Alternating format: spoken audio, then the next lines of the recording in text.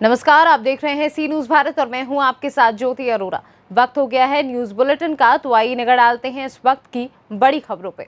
खबर पश्चिम चंपारण के नरकटियागंज से है, जहां प्रखंड के केहुनिया रुआरी पंचायत के गोवर्धना गांव निवासी होमियो चिकित्सक डॉक्टर कैलाश यादव के सबसे छोटे पुत्र हिमांशु शेखर ने मैट्रिक परीक्षा में बिहार टॉप 10 में जगह बनाकर अपने गांव समेत पूरे जिले को गौरवान्वित किया है। बता दें कि हिमांशु के पिता नरकटियागंज में होमियो चिकित्सक हैं, तो माता मनभावती देवी गृहिणी है। हिमांशु ने अपनी आर्थिक स्थिति को कभी भी पढ़ाई के आड़े नहीं आने दिया। कठिन परिश्रम व लगन के बलबूते उसने बिहार टॉप 10 में अपनी जगह पक्की की है। हिमांशु ने अपनी सफलता का श्रेय अपने माता पिता समेत अपने गुरु राम नारायण गुप्ता को दिया है। हमको तो आज बहुत गौरवान्वित महसूस कर रहे हैं। हम अपने बच्चा को ये मैंने इसी एम से पढ़ा रहे थे कि आगे चलकर कुछ नाम रोशन करे, देश का भलाई करे, देश के लिए कुछ काम करे, और आज ये पा करके मुझे बहुत बड़ी खुशी हो रही है। पापा जी का नाम डॉक्टर कैलाश यादव और मेरी माँ का नाम श्रीमती मनभावती देवी है। मैं आर्यन हाई स्कूल केहुनिया से पढ़ा हुआ हूँ और अपने खुद के बदौलत और टीचरों के सहयोग के कारण आज मैं इस स्थान को पाया हूँ। मेरा पूरा मार्क्स 478 है और मैं टॉप 10 में हूँ। आज मुझे बहुत खुशी है। मेरे अपने फैमिली के लोग और स्कूल और ट्यूशन के सर के सहयोग के कारण आज इस स्थान को पाया हूँ। वैसे तो मेरा शॉर्ट गोल अभी नीट करना है और उसके बाद जो मेरा एक्चुअल एम है वो यूपीएससी करके आईएएस ऑफिसर बनना है। कितने घंटे पढ़ाई करते थे? 14 से 15 घंटा सर रोज पढ़ लिया करते थे। बेतिया से सी न्यूज़ संवाददाता विनोद कुमार की रिपोर्ट। ये तस्वीरें हैं रेवाड़ी अनाज मंडी की, जहां 1 अप्रैल से गेहूं की सरकारी खरीद शुरू होनी थी, लेकिन गेहूं की कम आवक और नमी के कारण पहले दिन सरकारी खरीद शुरू नहीं हो पाई। हालांकि मार्केट कमेटी के सचिव के अनुसार उनकी तरफ से खरीद की सभी तैयारियां पूरी कर ली गई हैं। बात रही व्यवस्थाओं की, तो मंडी में किसानों के खाने पीने और बैठने की सभी व्यवस्थाएं अच्छी तरीके से की गई हैं। मार्केट कमेटी के सचिव ने बताया कि इस बार गेहूं खरीद के लिए पोर्टल पर सिर्फ 31,000 किसानों ने ही रजिस्ट्रेशन करवाया है, जिसका कारण इस बार सरसों की बम्पर पैदावार है, जिसने किसानों के अच्छे दाम भी मिले हैं, और यही कारण है कि इस बार किसानों का गेहूं की पैदावार के प्रति कम रुझान रहा है। गेहूं की खरीद शुरू हो रही है, किस प्रकार की तैयारी? आज से गेहूं की जो सरकारी खरीद एमएसपी पे 2015 रेट में होनी है, उसकी हमारी पूरी तैयारियां हैं।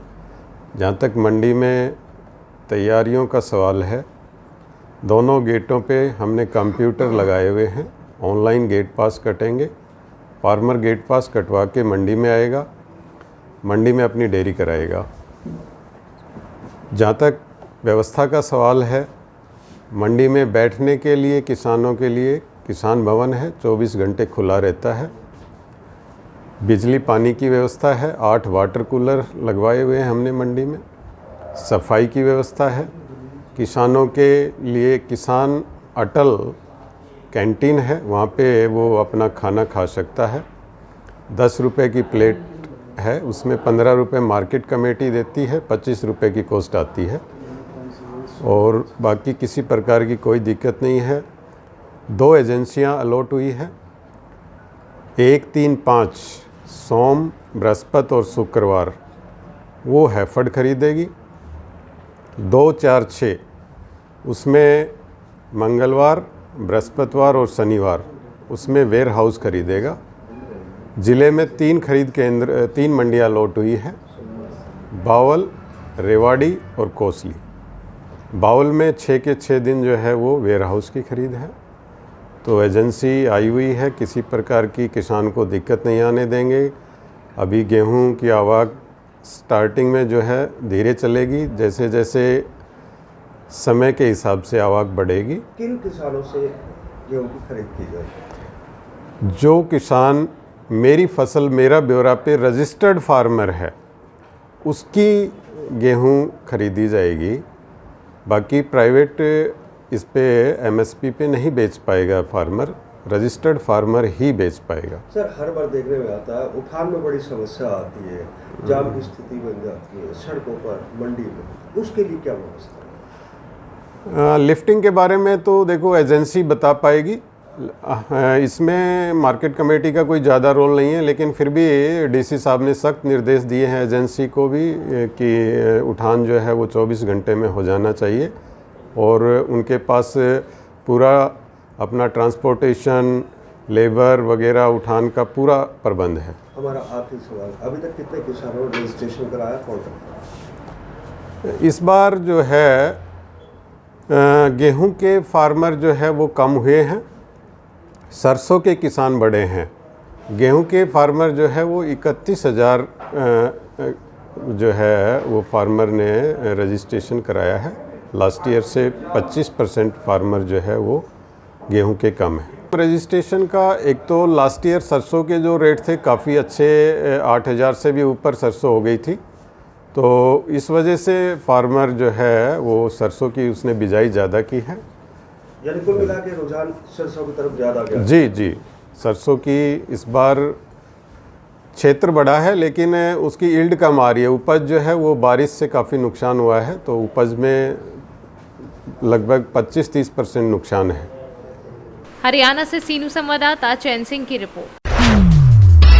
हाथरस जिले के सासनी विधानसभा में आज सर्वदलीय गौरक्षा मंच के युवा प्रदेश संयोजक कृष्ण गोपाल शास्त्री ने अपनी टीम के साथ सासनी उपजिलाधिकारी को नवरात्रों के 9 दिन क्षेत्र में खुलने वाली मीट की दुकानों को बंद करवाने के लिए प्रशासन के नाम एक ज्ञापन दिया। उनका कहना है कि नवरात्रि सनातन धर्म का सबसे बड़ा त्योहार है जिसमें किसी भी जीव की हत्या नहीं होनी चाहिए।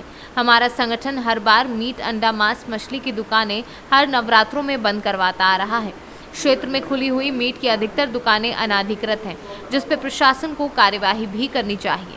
मौके पे बजरंग दल प्रखंड संयोजक मोहित गौड़, देवा कोहली, बबलू, राहुल, देवेश पचौरी आदि लोग मौजूद रहे। शास्त्री जी, क्या नाम है आपका? मेरा नाम कृष्ण गोपाल शास्त्री। ये किस संबंध में आज आपने जो है उप जिलाधिकारी को ज्ञापन सौंपा है, क्या किसको हमारे लेकर? हिंदू धर्म की नवरात्रि कल दिनांक 2 अप्रैल से प्रारंभ हो रही है। उस विषय में नवरात्रि के पावन पर्व पर कोई भी मीट, मछली, अंडा आदि की मीट मांसाहारी दुकान न खुले, इस संबंध में उप जिलाधिकारी महोदय को ज्ञापन सौंपा है। हाथरस से सीनू संवाददाता प्रशांत अग्रवाल की रिपोर्ट। पलामू जिला में अखिल भारतीय किसान महासभा का दूसरा राज्य सम्मेलन 5 अप्रैल को टाउन हॉल में आहूत किया गया। अखिल भारतीय किसान महासभा का तीनों जिलों का प्रभारी डॉक्टर बीएन सिंह एवं किसान महासभा के पलामू जिलाध्यक्ष प्रदीप विश्वकर्मा संयुक्त रूप से प्रेस विज्ञप्ति जारी कर कहा कि पलामू के किसान देश भर में चल रहे किसान आंदोलन के साथ लगातार दिखाए हुए समर्थन में कार्यक्रम में किए हैं। 5 अप्रैल को पलामू और राज्य सरकार के सवालों पर ये सम्मेलन हो रहा है।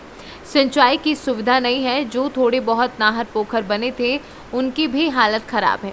पलामू में 12 से अधिक नदियों के होने के बाद भी ऐसी स्थिति बने होना दर्शाता है राज्य सत्ता को किसानों की दयनीय स्थिति से कोई मतलब नहीं है। अखिल भारतीय किसान महासभा की आपने पूरा जोर शोर से 5 की जो 2 की तैयारी चल रहा है सर, उससे क्या वजह है सर? कितने लोगों की आपत्ति भिड़ रहे हैं? पूरे देश के अंदर 1 साल तक देश के किसानों ने 3 जो कानून लाए गए थे उसके खिलाफ मुहिम चलाया और पहली बार किसानों ने संघर्षों के जरिए वो बताया कि लोकतंत्र को स्थापित किया। जो कानून संसद में पास हो गया, राज्यसभा में पास हो गया और राष्ट्रपति से हस्ताक्षर होकर कानून बन गया था, उसको जनता के आंदोलनों के कारण से फिर से वापस लेना पड़ा। इसने इस बात को स्थापित किया। आमतौर पर होता यह है कि धरना करने से, जुलूस करने से, प्रदर्शन करने से क्या होता है, एक धारणा स्थापित है। पिछले दिनों किसानों ने आंदोलन को करके सरकार को पीछे हटने के लिए जो बाध्य किया, वो लोकतंत्र की बड़ी जीत थी, किसानों की बड़ी जीत थी। लेकिन किसानों के सवाल जहां के तहां है। न्यूनतम समर्थन मूल्य को कानून बनाने के सवाल पे लंबे समय से देश के अंदर किसान संघर्ष कर रहे हैं और वो सवाल अभी जहां के तहां है। जो संयुक्त किसान मोर्चा बना वो फिर से नए सिरे से तैयारी कर रहा। जो विश्वासघात किया सरकार ने करना था, जो किसानों को रौंदा था कृषि मंत्री, गृह राज्य मंत्री के बेटे ने, अजय मिश्रा टेनी के बेटे ने, वो जेल से बाहर आ गया। लेकिन जो किसान उस समय जेल में गए थे वो जेल के अंदर बंद है।